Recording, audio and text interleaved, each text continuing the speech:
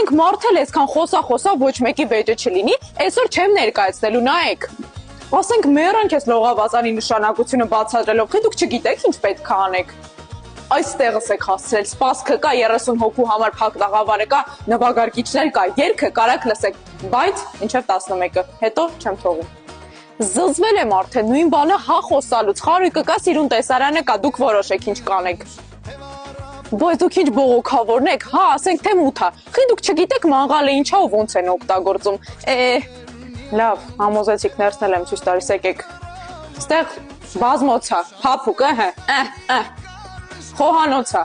խոհանոցում խի դու չգիտես ինչ են անում, կոֆե, չայ, պատանցու եմ ինչու ոչ,